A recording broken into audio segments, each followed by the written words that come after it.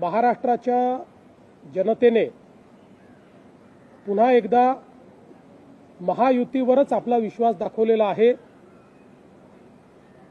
12 जिल्हा परिषदांमध्ये भारतीय जनता पार्टी पुन्हा एकदा सर्वात मोठा पक्ष म्हणून या ठिकाणी स्थापित झालेला आपल्याला पाहायला मिळतोय आणि 12ही जिल्हा परिषदांमध्ये महायुतीचीच सत्ता येईल हे आता अतिशय स्पष्ट झालेलं आहे। साधारण आपण बघितलं तर जवळपास या ठिकाणी 60 ठिकाणी भाजप नंबर 1 वर आहे।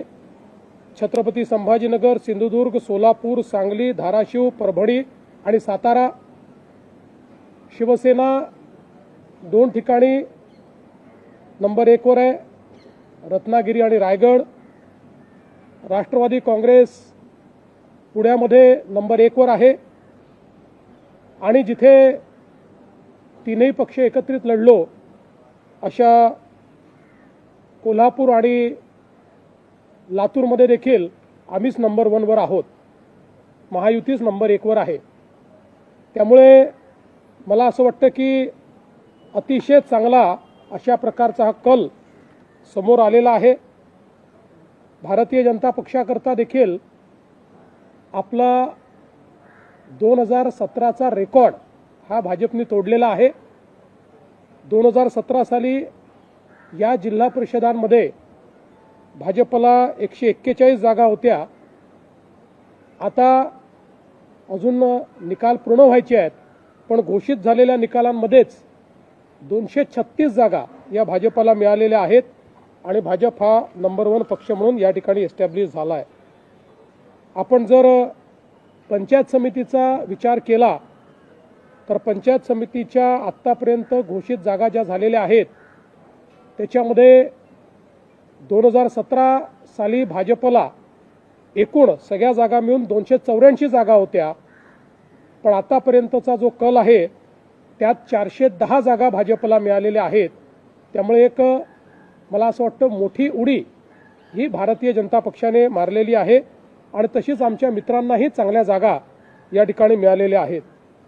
साधारणपणे आपण 125 पंचायत समितीचा जर कल बघितला तर या 125 पैकी साधारणपणे 50 या पंचायत समिती भारतीय जनता पक्षाकडे असतील, 26 शिवसेनेकडे असतील, 23 राष्ट्रवादी काँग्रेसकडे असतील।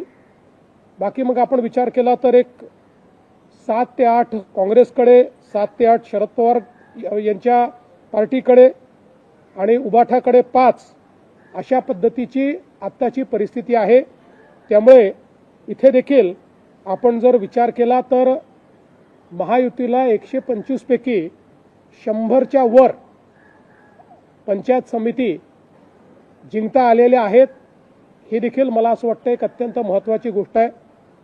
दुर्दैवाने या निवडणुकीच्या दरम्यान आमचे महायुतीतले एक वरिष्ठ नेते अजितदादा पवार यांचा दुर्दैवी मृत्यू झाला।